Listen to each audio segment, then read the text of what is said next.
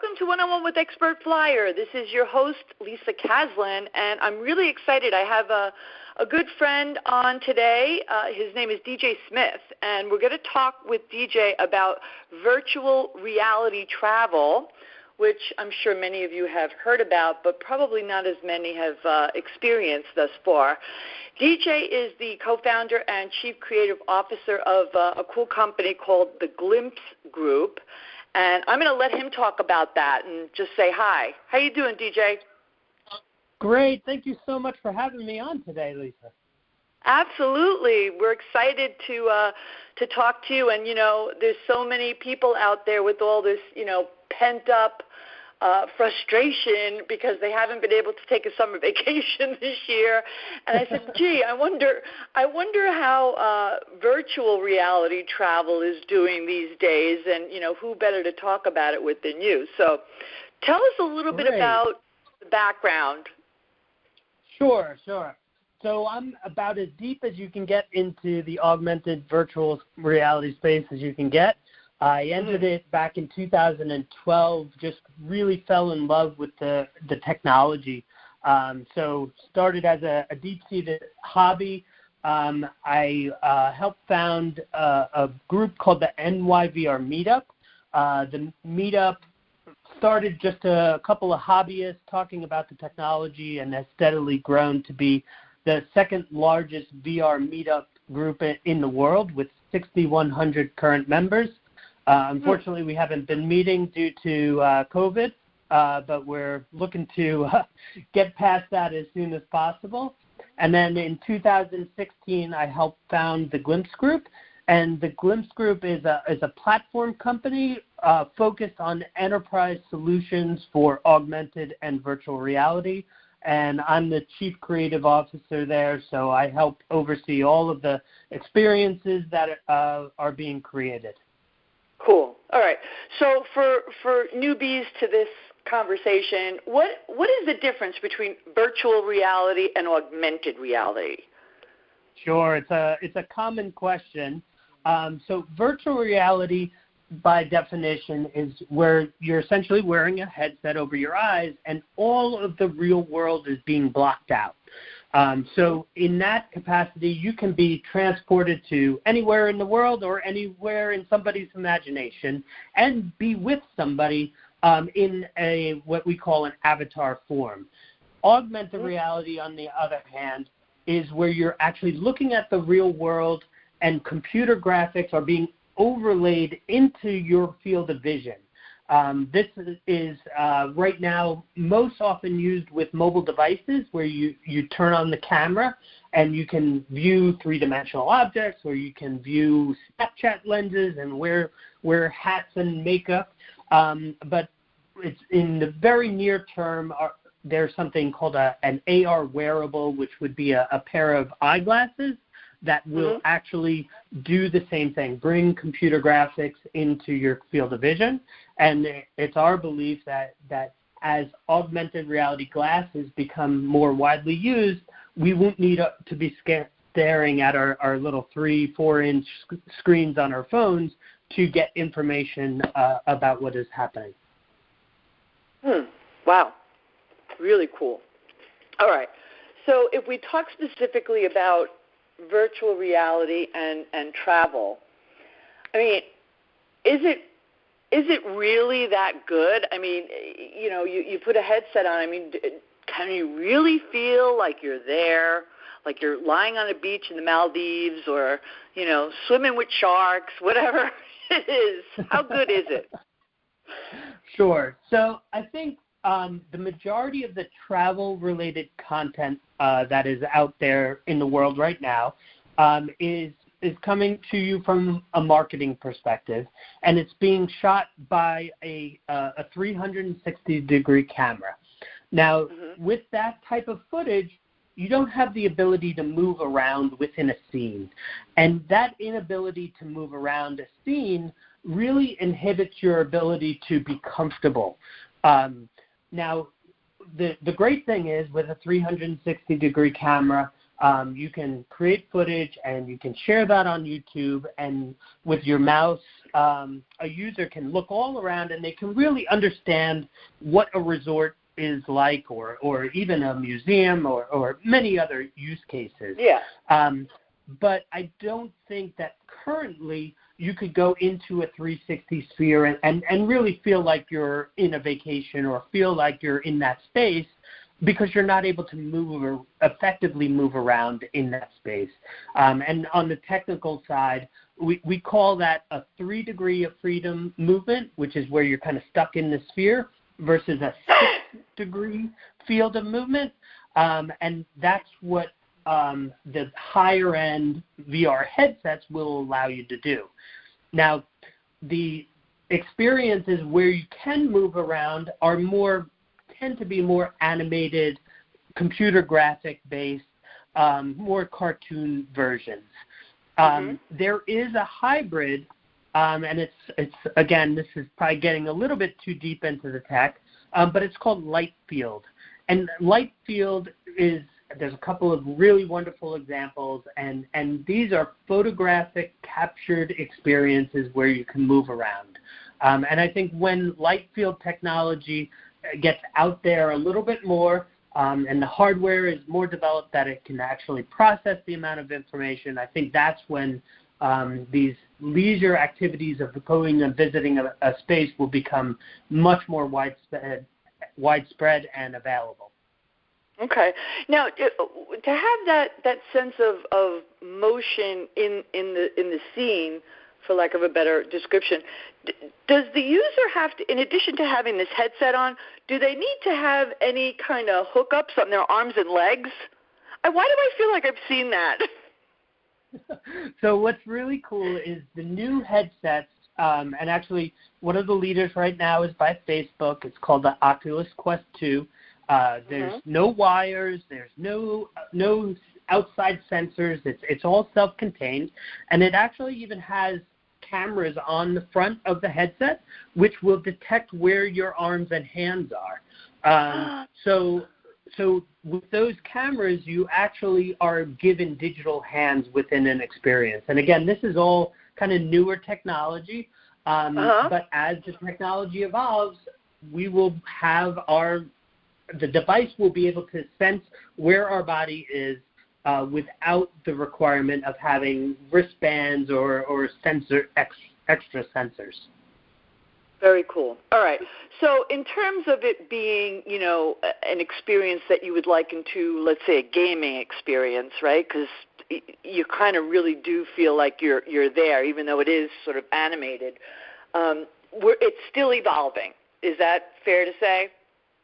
It is still evolving, but there are wonderful examples of experiences, and maybe they're not fully photographic, but one recommendation is National Geographic has a wonderful VR piece where you can visit Antarctica, and the visuals are really great, and it's educational. And I think that would be a really great example of what the travel industry could look like moving forward. And it's not really game-based. Okay, that's cool. Do you think that, the fact that we are still suffering through this pandemic and the travel restrictions, do you think that there has been any kind of uptick in interest from consumers in VR travel experiences? Sure. So I think everyone is interested, and even within my organization, there's so many people calling to say, how can we use this technology? But one of the biggest inhibitors actually over the past few months is just the availability of the hardware. So the VR headset that is mainly used, again, is that Oculus Quest headset. That came out last year. And since November, prior to COVID, it's been completely sold out. So when a couple of headsets become available, they would sell out overnight. Wow. And that's been a major issue. And from November till now, it's still basically sold out. They actually announced a new version called the Quest 2, which will be launched in October, and we hope that the supply chain issues will be resolved. But I think the availability of hardware has been the main constraint, and there's a huge amount of interest to use it on the gaming side. So even the folks that would like to explore it, to use it for other use cases such as travel, they wouldn't even be able to get their hands on the equipment. Wow. Okay. Well, hopefully that sort of clears itself up this year with everything else. So if you were going to, I guess, cite some maybe, interesting examples of how like destination marketing organizations are using VR to sell their destinations or experiences now, and then what you see as the next step when, this newer technology really becomes available. Because no matter what, the consumer needs to, whether it's at a travel agent or wherever, they need to have the headset to make it work, right? Well, they need the headset in order to get the full type of experience, that immersive type of experience. Most of the travel content right now is either viewed on a desktop PC, again, like a YouTube where you can look around, or you can use something that had come out, Google Cardboard, right? That's a piece of cardboard with lenses, and you can look in and see a space, but the technology in that is not robust enough. It's not comfortable enough for extended periods of time. So I would say the majority of the use right now is using it for reference purposes, right, to get a better understanding of what a space looks like beyond, a composited photographic frame of a 4x6 postcard. That's the main use case. I think there's a ton of other use cases that are coming down the pipe as availability of the hardware gets better, and we're speaking to folks, from the resort side of things. How do we create a more immersive type of experience? We have a lot of conversations actually from the event vendors. They are looking now to how do we hold these virtual events? And I think most people have had it up to their ears with webinars and Google Hangouts. So the idea of actually duplicating their entire facility in more of a virtual space and then distributing headsets out so that people can go in virtual reality to their spaces, I think that's a really exciting opportunity. Wow, that is extremely interesting, but expensive, no? Well, not if you compare the cost to get on a plane. So the new headset is $299. So if you look at what it would cost to a traditional business where you're going and flight and hotel and days of work that you're not able to do versus sending somebody a $300 headset that fits in a shoebox, then you have a pretty compelling business sense of, well, maybe we should look at this technology in a different way. That is really intriguing. I mean, when you start to really open your mind to it, it's almost limitless what you can do with it. Absolutely. Yeah, there was a recent launch. I think it was ASICS sneakers, and they were launching a fall sneaker, and they couldn't hold the in-person event. So they literally created a virtual reality experience featuring the sneaker, and they preloaded it onto a bunch of VR headsets, and then they sent those VR headsets out to the VIP reporters and the people in the business, and that was their virtual event. And I think that will become more and more commonplace as time advances.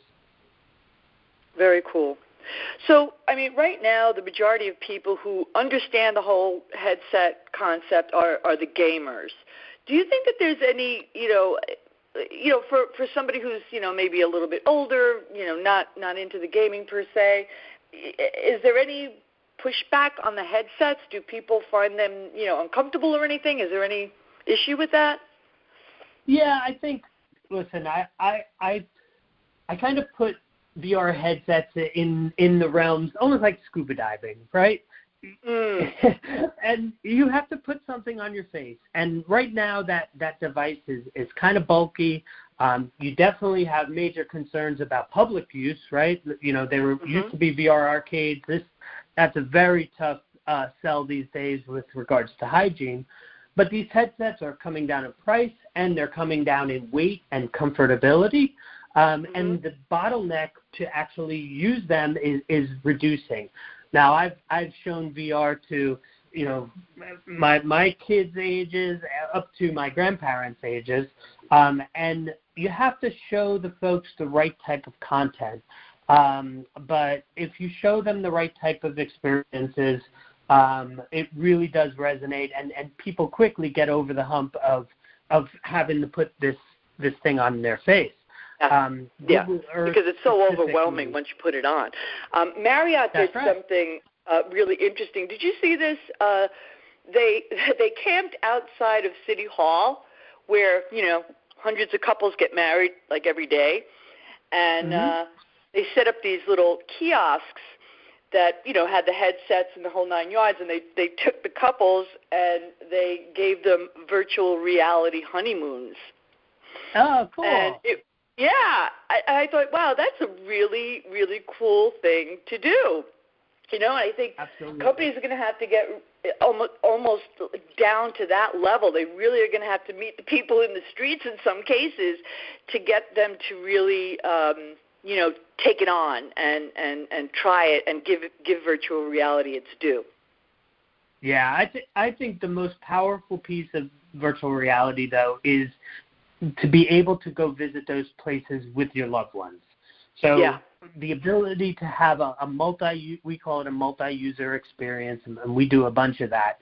I have a sister in Colorado that I don't get to see very often, but she has an Oculus Quest. And because of that, we can play ping pong together. We can sit on the couch and watch TV together in a virtual environment. It's that sense of connection and a sense of presence. That's really the true superpower of VR, and you won't get that from a Google Cardboard. You definitely need a higher end headset, but the wonderful thing is that headset is now $299, whereas 3 years ago you needed a $3,000 investment in order to get that same 6 degree of freedom type of experience. Wow, that's exciting. All right, any final words on virtual reality and travel and the future? Anything that we should know? I think I just recommend everyone trying it for themselves because you can't really understand what it's like in a YouTube video or anything. It really is an amazing experience, and I'm personally available if anybody has questions. Hit me up. I'm always happy to help people out and bring them on their journey into what virtual reality can really do. Yeah, what is your website? Sure, it's www.theglimpsegroup.com. So just Google The Glimpse Group and you'll find me and the company. And like I said, we help organizations in all different industries explore virtual and augmented reality services and software. Excellent. Listen, thank you so much for your time today, DJ. It was really good talking to you. Absolutely. It was a pleasure, and have me anytime. I'm always happy to talk. Okay. You have a good one. All right. Thank you. Bye.